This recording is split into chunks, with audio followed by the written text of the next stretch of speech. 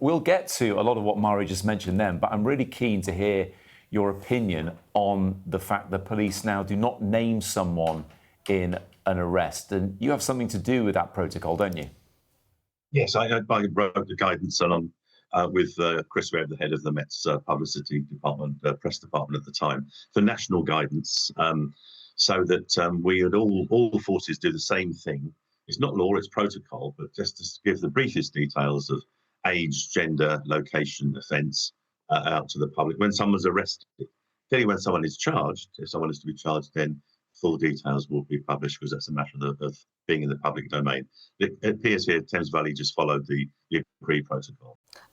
Andy, of course, an arrest doesn't necessarily mean a charge will follow. It's really important to state that. But can you talk us through exactly how Andrew Mountbatten-Windsor would have been treated in custody? Because I think what's really interesting here is this former prince, a huge fall from grace, would have been treated just like any other ordinary person on suspicion of a charge.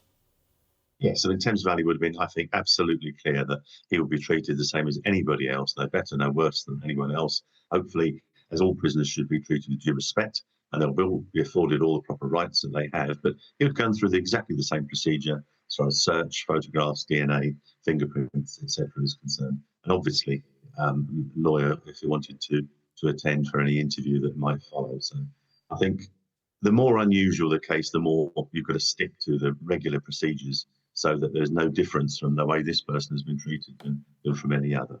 Well, is it then, Andy, a regular procedure for the police to let the Home Office know, let the government know, give them a heads up of this happening, and not let family members know, in this case, the King? Now, this will be procedure. Clearly, in most cases, or in all cases, you wouldn't let family members know that an arrest is taking place. For certain very highly sensitive cases, you would let the Home Office know what's happening. Clearly, they are going to be asked very quickly and they need to be in a position to respond.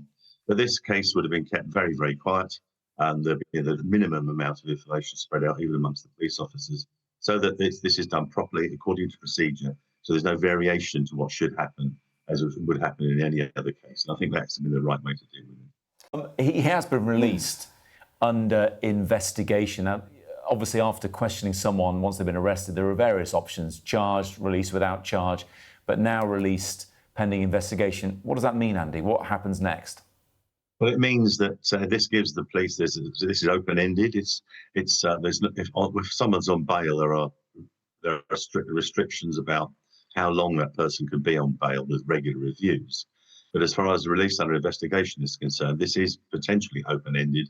The case will be reviewed. The College of Police guidance says every 30 days the suspect should be informed, and their legal representative should be informed of progress. But this is going to be a very, very long investigation. You think of the international inquiries that have got to be done, all of the computer records to be analysed, inquiries with witnesses abroad as well. So there's a lot to go into this. And I think, in my opinion, this is going to be a long, long time. So releasing this way means that the police are not restricted by any time limits. And also, there was probably no need to release under bail because there were no concerns about him, or any suspect fleeing the country or doing anything else like that.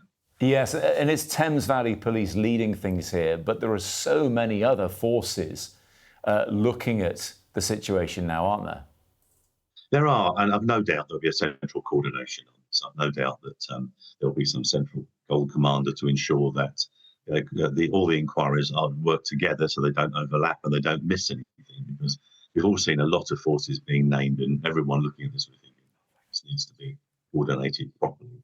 So it's a best use of resources and so making sure that things are streamlined and there's no duplication of effort.